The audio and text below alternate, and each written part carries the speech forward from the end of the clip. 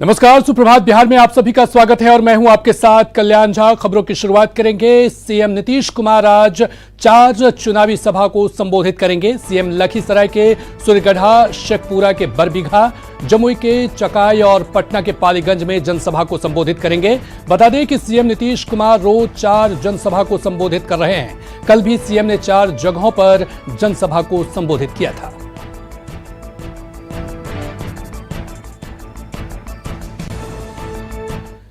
वहीं दूसरी तरफ आज कांग्रेस अपनी दूसरी लिस्ट जारी कर सकती है। कांग्रेस की दूसरी लिस्ट के संभावित उम्मीदवारों में बांकीपुर से लव सिन्हा, जो कि शत्रुघ्न सिन्हा के बेटे हैं, पटना साहिब से प्रवीण कुशवाहा, नालंदा से गुंजन पटेल, अररिया से छत्रपति यादव, राजगीर से रवि ज्योति कुमार, जो कि बीजेपी विधायक थे, हाल में ही कांग्रेस में शामिल हुए हैं, गोविंदगंज से ब्रजेश पांडे, सकरा से उमेश राम और बेनीपुर से मिथिलेश चौधरी, जो कि कांग्रेस नेता कृति झा आजाद के साले हैं। वहीं गोविंदगंज से ब्रजेश पांडे हैं कांग्रेस के संभावित उम्मीदवार। वहीं दूसरी तरफ सकरा से उमेश राम,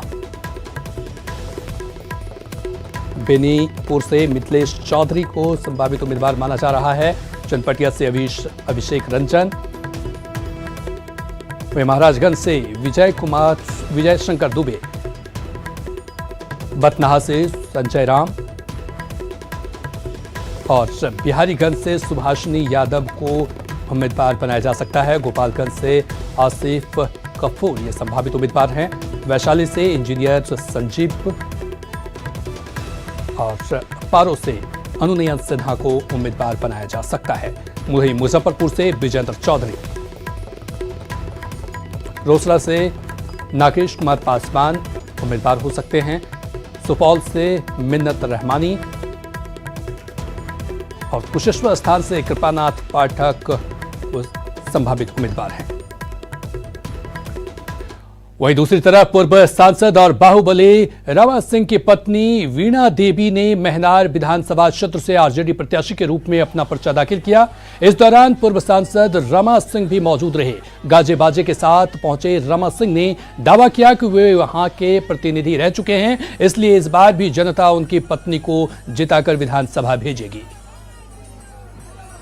विकास हमारी प्राथमिकता महनार की रही है और हमारे विकास कार्यों से महनार के लोग पूर्णतः संतुष्ट हैं। और आने वाले समय में जो भी कसर यदि रह गया होगा, हमारे 3 बार मैं यहाँ का प्रतिनिधित्व किया हूँ, 3 टर्म मैं यहाँ का प्रतिनिधि रहा हूँ, और यदि कोई कसर रह गया होगा तो निश्चित रूप से भरपूर उसकी भरपाई हम करेंगे। हाजीपुर में केंद्रीय गृह राज्य मंत्री नित्यानंद राय ने चुनावी सभा को संबोधित किया और एनडीए प्रत्याशी को जिताने की अपील की। लेकिन इस दौरान उन्होंने जम्मू कश्मीर के पूर्व मुख्यमंत्री फारूक अब्दुल्ला के बयान पर पलटवार किया और कहा कि उनका बयान अफसोसजनक है। बीजेपी और एलजेपी के रिश्तों को लेकर चल रही तनातनी के बीच औरंगाबाद से बीजेपी सांसद सुशील सिंह का बड़ा बयान सामने आया है। उन्होंने कहा कि अभी तक एलजेपी एनडीए से पूरी तरह से अलग नहीं हुई है। जहां जहां बीजेपी के प्रत्याशी है, वहां एलजेपी ने अपना उम्मीदवार नहीं दिया है। शीर्ष नेतृत्व तय करेगा कि इस मामले में क्या फैसला होगा। एलजेपी अलग नहीं है हमसे पूरी तरह से। एलजेपी ने कुछ उम्मीदवार खड़े किए हैं, लेकिन जहां भारतीय जनता पार्टी का कैंडिडेट है वहां एलजेपी ने अपना उम्मीदवार नहीं दिया है। एलजेपी एनडीए से अलग अभी तक नहीं हुई है और इस पर निर्णय मैं नहीं करने वाला। इस पर निर्णय हमारा शीर्ष नेतृत्व करेगा। हमारी पार्टी के जो बड़े नेता हैं वो करेंगे। उधर जमुई विधानसभा सीट पर त्रिकोणीय मुकाबला है। बीजेपी की श्रेयसी सिंह, आरएलएसपी के अजय प्रताप सिंह और आरजेडी के विजय प्रकाश के बीच कांटे की टक्कर है। तीनों उम्मीदवार खास परिवार से आते हैं, इसलिए यहां सियासी परिवारों के बीच रोचक लड़ाई देखने को मिल रही है। हालांकि आरजेडी प्रत्याशी विजय प्रकाश ने अपनी जीत का दावा किया है। जम्मू का धरती सामाजिक न्याय और समाजवादियों का धरती रहा है। ये कभी भी ऐसे लोगों को कभी बर्दाश्त नहीं किया है जो दिन में रात में किसी और पार्टी में, दिन में किसी और पार्टी में। जम्मू की धरती जानती है कि जो जम्मू का बेटा ईमानदारी से, जो हमेशा जो है एक विचारधारा के साथ रहता है, उसके साथ जम्मू के मतदाता मालिक भी रहते हैं। पूर्णिया के रुपौली प्रखंड के लोग काफी अरसे से टीकापट्टी और मोहनपुर को प्रखंड बनाने की मांग कर रहे हैं। लोगों का कहना है कि ये दोनों काफी सुदूर इलाका है और बाढ़ और कटाव से भी प्रभावित है। लोगों को अपने प्रखंड मुख्यालय जाने में काफी परेशानी होती है। अगर मोहनपुर प्रखंड बन जाता है तो लाखों लोगों को इसका फायदा होगा। यहाँ के स्थानीय विधायक और मंत्री बीमा भारती ने इसके लिए सीएम नीतीश कुमार से गुहार लगाई है।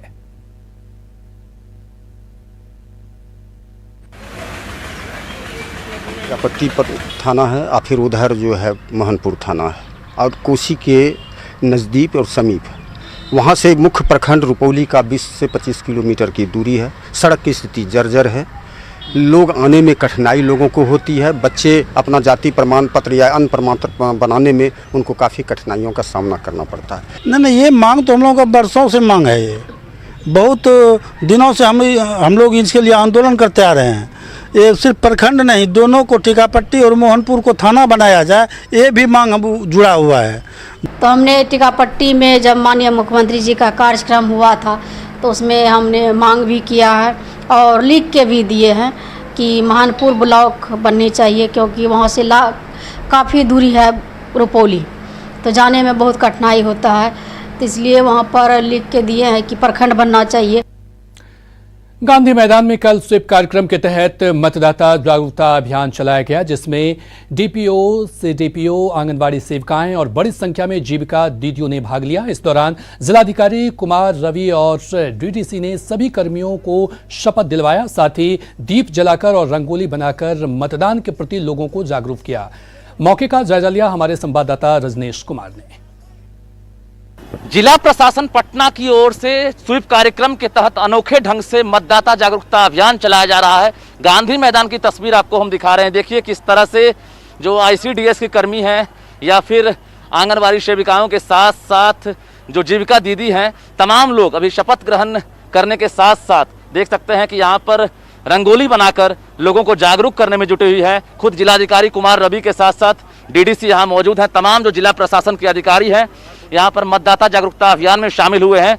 एक तरह से कहें कि लोकतंत्र का ये महापर्व है और इस उत्सव का ये नज़ारा आपको गांधी मैदान में देखने को मिल रहा है। बड़ी संख्या में जो गांधी मैदान में भाग लेने वाले लोग हैं यहाँ पर इकट्ठा हुए हैं और एक तरह से कहें कि जो मतदान है उसको लेकर लगातार जिला प्रशासन की ओर से अभियान चलाया जा रहा है। यहाँ कला जत्था के माध्यम से कार्यक्रम भी किए जा रहे हैं और काफ़ी संख्या में लोग जो यहाँ पर हैं सोशल डिस्टेंसिंग के साथ खड़े होकर के उनके माध्यम से संदेश देने का कार्य यहाँ पर किया जा रहा है कि जो इस वर्ष का चुनाव है उसमें ज़्यादा से ज़्यादा संख्या में लोग मतदान केंद्र पर पहुँचें और वहाँ पर कोविड-19 के मद्देनजर जिला प्रशासन के द्वारा सभी सुविधा दी जा रही है। संदेश है और कहीं ना कहीं जो संदेश है उसको लगातार देने की कोशिश की जा रही है जिला प्रशासन की ओर से। यही वजह है कि सोशल डिस्टेंसिंग का ख्याल रखते हुए जो आईसीडीएस के कर्मी हैं या फिर जीविका दीदी हैं, तमाम जो सरकारी कर्मी हैं, वो गांधी मैदान में देख सकते हैं कि किस तरह से डिस्टेंस बनाकर खड़े हैं, शपथ ले रहे हैं। साथ ही नुक्कड़ नाटक के जरिए लोगों को लगातार जागरूक करने का प्रयास किया जा रहा है। लोगों से अपील की जा रही है कि एक वोट का क्या महत्व होता है वो जरूर समझें। लोकतंत्र में आपको मताधिकार का अधिकार है और यह अधिकार अब आपको कहीं ना कहीं गंवाना नहीं पड़े। यही वजह है कि जिला प्रशासन की ओर से लगातार अभियान चलाए जा रहे हैं और वास्तव में काबिले तारीफ है कि दिवाली सा उत्सव लोकतंत्र के महापर्व में नजर आ रहा है। कैमरामैन मनीष उनिया के साथ रजनीश कुमार, न्यूज़ 18 पटना।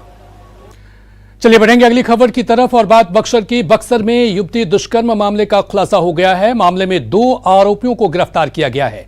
बक्सर एसपी नीरज कुमार सिंह ने पूरे मामले का खुलासा किया। पुलिस ने बताया कि युवती अपने जानने वाले के साथ गई थी जिन्होंने दुष्कर्म की घटना को अंजाम दिया। पकड़े गए दोनों आरोपियों को जेल भेज दिया गया है। मामले की तहकीकात जारी है। एसपी ने बताया कि जब युवती का मोबाइल खंगाला गया तो पुलिस को कई चौंकाने वाली बातों का पता चला। अपने एक जानने वाले के साथ इस क्षेत्र से अलग एक राजपुर में वो गई थी और वहीं पे वो रुकी थी। राजपुर ले जाने वाले जो उनके जान पहचान के थे वे मित्र के साथ यहाँ पे आए थे। मित्र का भी पहचान हम लोगों ने कर लिया है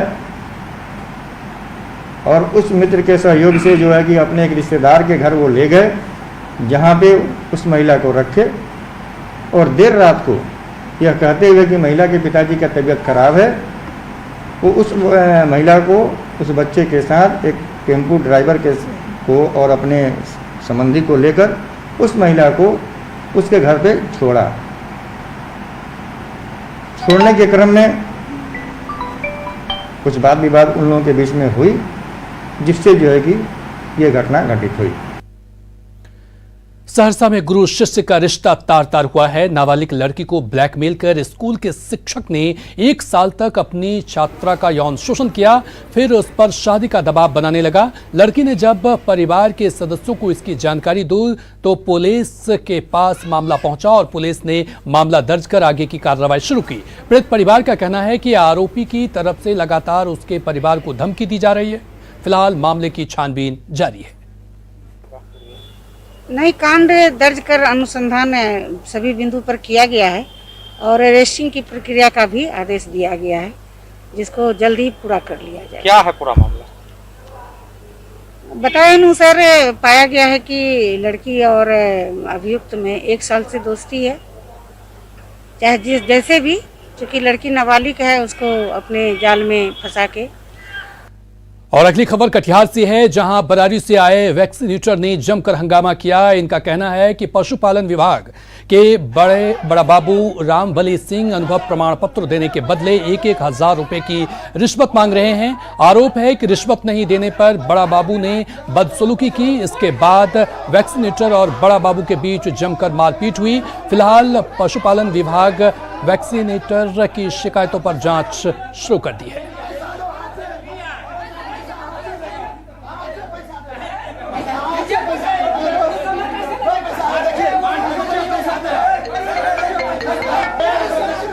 जो है कि हम लोग टीकाकर्मी हैं, बरारी से आए हुए हैं, तो टीकाकर्मी जो इतना दिन से टीकाकरण किए हैं, तो उसी का उसमें अनुभव प्रमाण पत्र मांगा जा रहा है।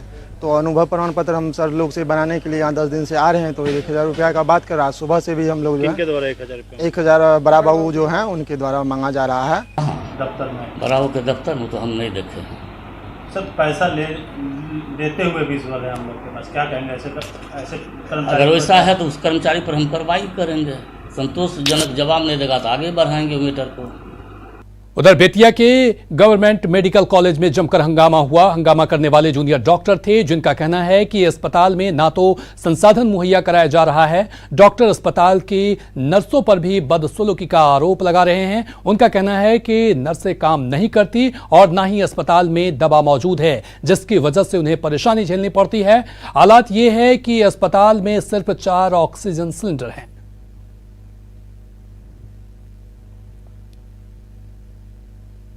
दिन में हमको एक भी न टैबलेट कोई मिला, न कोई इंजेक्शन मिला।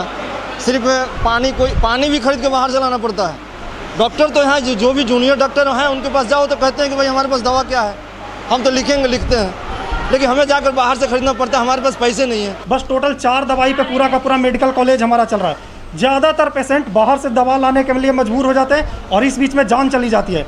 हमारे डॉक्टरों के लिए हमें ड्यूटी करने में कोई भी परेशानी नहीं है। हम ड्यूटी करने के लिए 24 आवर तैयार हैं, लेकिन हमें व्यवस्था चाहिए, पूरा का पूरा सिस्टम चाहिए, पूरा स्टाफ सपोर्टिंग चाहिए। एक इंजेक्शन लगाने का 50 रुपये, एक फोलिस कैरेक्टर लगाने का जो गवर्नमेंट जो फ्री में जो यहाँ पे सप्लाई कर रहा है उसको 200 रुपया यहाँ पे लिया जाता है। पूरे हॉस्पिटल में दलाल भरे हुए हैं। कोई भी अगर मरीज आता है ना, कोई भी अगर मरीज आता है यहाँ पे अपना ट्रीटमेंट कराने, तो हम लोग ट्रीटमेंट करके चले आते हैं, लेकिन फिर बाद में पीछे दलाल लग जाता है सब उसको यहाँ से रेफर करवाने के लिए, प्राइवेट हॉस्पिटल में ले जाने के लिए। एम्बुलेंस से लेकर के सारे मिले हुए हैं यहाँ पे। शिवहर के कमरौली में हुए डकैती कांड का पुलिस ने खुलासा करने का दावा किया है। साथ ही लूट की राशि और जेवरात भी बरामद कर लिए गए हैं। पुलिस की माने तो दरभंगे साधु और निरहुआ रिक्शा वाला ने अपने सहयोगियों के साथ मिलकर डकैती की वारदात को अंजाम दिया है। पुलिस ने दरभंगे साधु के 2 सहयोगियों को भी गिरफ्तार किया है। एसपी ने बताया कि दरभंगे सहनी साधु के वेश में रहता है, जो दिन में पूजा पाठ करता है, जबकि रात में डकैती की घटना को अंजाम देता है। इस कांड का सफल उद्भेदन करने के साथ साथ इसमें शामिल 3 अपराध कर्मी को गिरफ्तार कर लिया गया है, जो कि सातिर अपराधी हैं और उनका एक लंबा चौड़ा आपराधिक इतिहास है। इसके साथ साथ घटना में जो भी लूटी गई जो भी सामान थे, जेवरात थे और जो कैश था, उसे भी बरामद किया गया है। उधर केंद्र सरकार के आदेश के बाद अनलॉक 5 के तहत आज से बिहार के भी अधिकतर स्कूल खुल रहे हैं। इसे लेकर स्कूल प्रशासन ने तमाम तैयारियां पूरी कर ली है। फिलहाल क्लास 9 से 12वीं तक के बच्चे स्कूल आ सकेंगे। पटना के सीबीएसई और आईसीएसई बोर्ड के तहत चलने वाले तमाम स्कूलों को सैनिटाइज कराया गया है। वहीं सिटिंग अरेंजमेंट भी अलग तरीके से किए गए हैं। वैसे बच्चों को ही क्लास में बैठने की अनुमति मिलेगी जो अपने अभिभावक से सहमति पत्र लिखवा कर लाएंगे। छात्रों का स्कूल के गेट पर ही थर्मल स्क्रीनिंग की जाएगी। वहीं मेडिकल टीम पूरे स्कूल पीरियड में मौजूद रहेगी।